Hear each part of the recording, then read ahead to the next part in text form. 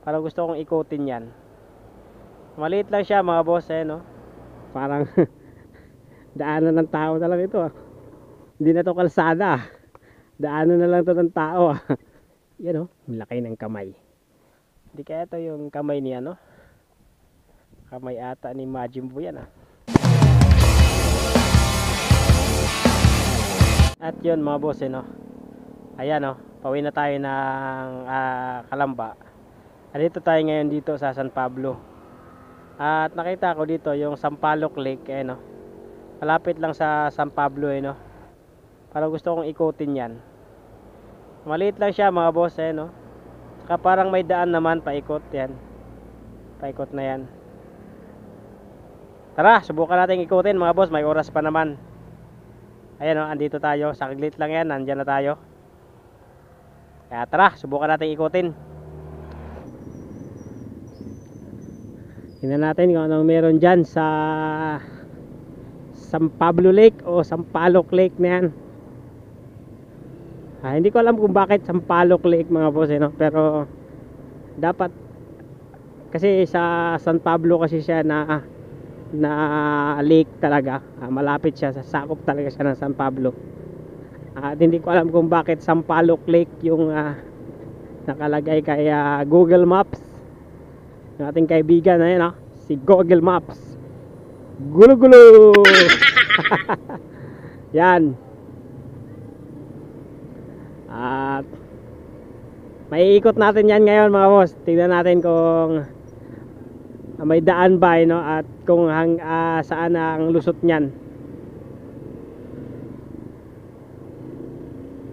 Siguro may mga pasyalan din dyan yung mga spot din siguro na yan. Tingnan natin. Ano yan? Yun, naligaw tayo mga boss Ito yan ay yung daan mga boss. Tingnan nyo naman yan. Parang daanan ng tao na lang ito yan.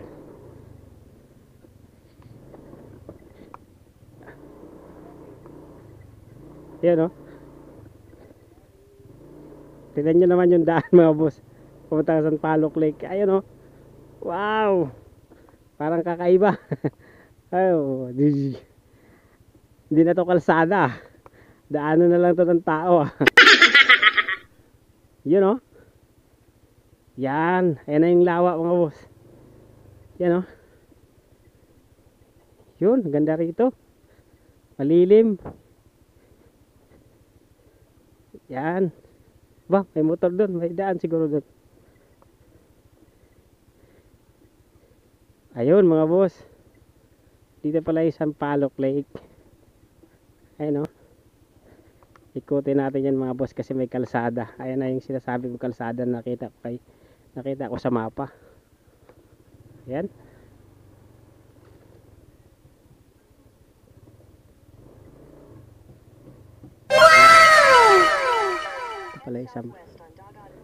Ito pala yung Sampaloc Lake.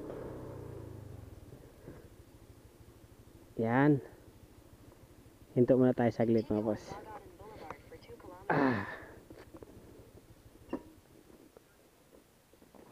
Yun mga boss, dito na tayo sa Sampaloc Lake.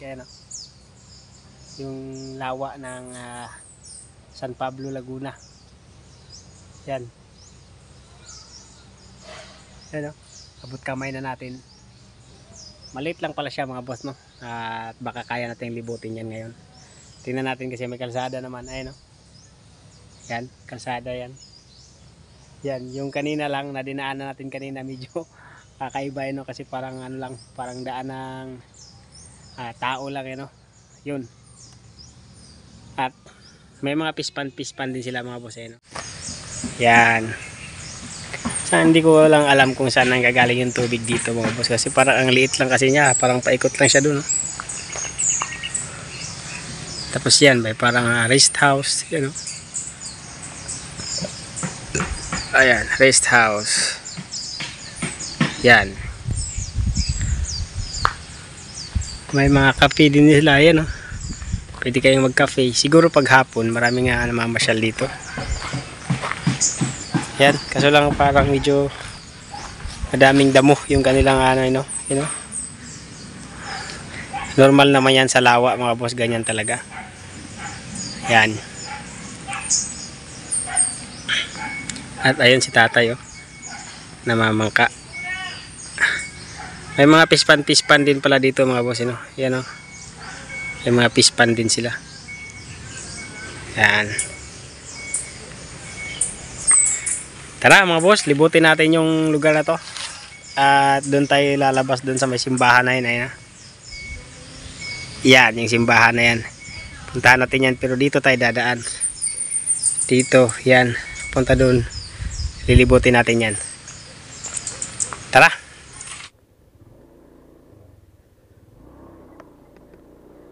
Yun, first time natin gagawin to, no? Libutin natin yung Sampaloc Lake na to. O yung San Pablo Lake. Yan. Dandaan lang tayo mga boss para makita nyo ng gusto, no?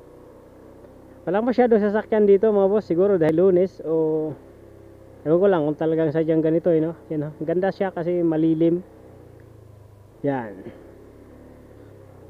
Ikutin lang natin. Saka marami siyang mga ganyan, no? Mga parang resort. Yan.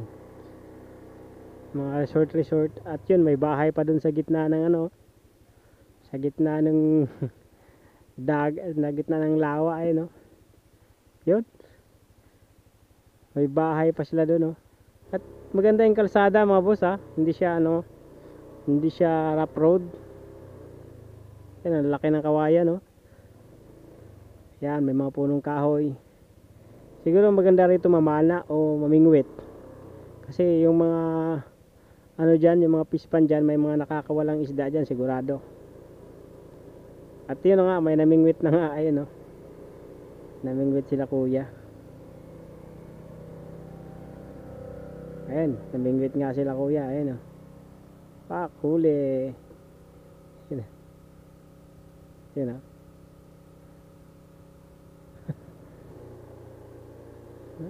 Dito lang pala yung Sampaloc Lake. Yan, kung gusto nyo puntahan to dito mga boss, magandang ikutin to, no? Dahil walang masyadong sasakyan, hindi kayo matatraffic. Yan, no? Yan, gusto nyo mag chill lang, oh, yan, pwede dito. Yan, Sampaloc Lake, Barangay San Lucas 1.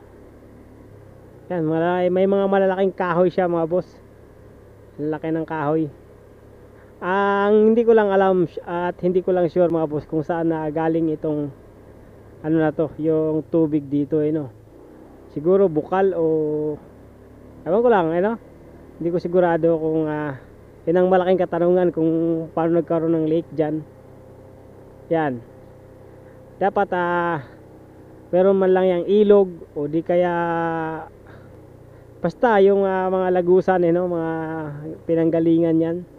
Hindi natin makita kung saan nang gagaling yung ano niyan, no? Saan nang gagaling yung pinakatubig niyan para mabuo siya dyan. At the same time, saan lalabas? Siyempre pagka may pinanggalingan yan, hindi naman pwedeng walang lalabasan dahil mapupuno yan. Diba mga boss? Tama ba ako? At yun yung ikutin natin, yun yung aalamin natin ngayon, no? Kung meron ba. Yan, ba, ito, ano to? Fishy angles. Kung talagang meron ba yung ano, meron bang ilog, meron ba tayong tulay na madadaanan. Yan.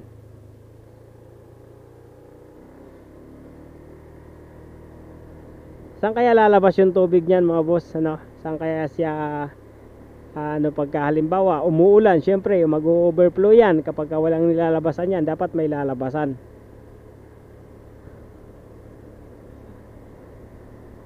Yan. At ang lapit na kaagad natin dun sa simbahan mga boss na tinuro natin kanina, ay, no? Saglit lang, no? Bundok pa yan mga boss, no? Yan, no? Yun, yung masukal na yan, madamo na yan. At talagang literal na itong ano to ay sa paligid lang ng ano to. Lawa lang tapos nilagyan ng kalsada. Hindi ko alam kung tinambakan ba to o sadyang ganyan na yan, eh, no? Kung talagang sinadya lang na gawa ng kalsada tapos ah, tinambakan lang yung lawa. Yan, no? Oh, may malaking kamay pa rito. Hinto tayo mga boss, no? May malaking kamay. Tingnan natin muna.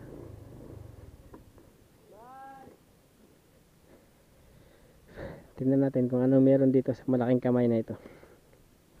Yan, oh, malaki ng kamay. Tatlo daw. Ano ibig sabihin yan? The three giving principles. State of cardinals. State of cardinals. Three giving principles. Ang laki ng kamay na to. Hindi kaya ito yung kamay ni ano? Kamay ata ni Majin Buu yan, ah. Yan. Pwedeng mag-date dito mga boss. Ayun na sila kuya. Ayun na.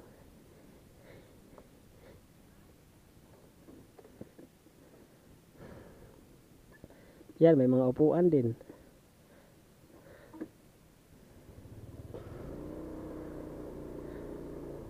Mag-picnic pwede dito. Ayan na, may mga nagpi-picnic.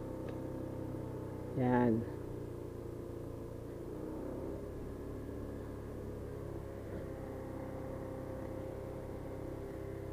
Marami ng estudyante dito na nakatambay mga boss. Tanghali na kasi. Ayan. Sila ate, shout out sa inyo ate. May mga parang tulugan din.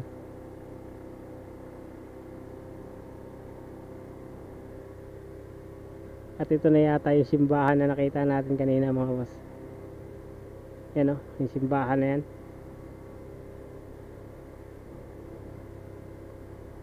Ay, simbahan pala ng iglesia. Iglesia ni Cristo. Yan, napakadali lang palang libutin. Saglit lang, no? Ang bagal nga lang natin, no? 20 km per hour nga lang tayo. Saglit lang.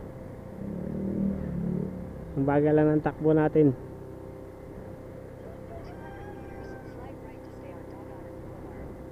Yun. Yun na. Yun na yun mga boss, no? At ito, yan. Meron dito, parang sa San Pablo na ata ito na sakop. Ay, no? Yan, ito parang, ito na yung pinakapasyalan talaga nito. Yan. Sadyang ano na talaga to. May malaking tilapia si ate, nagpa-picture, oh.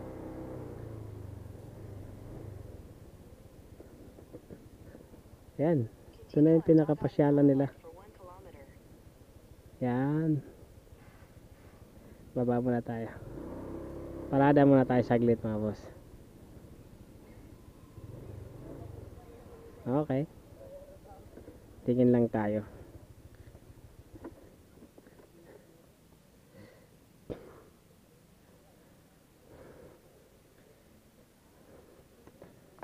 Tingnan lang natin kung anong meron dito.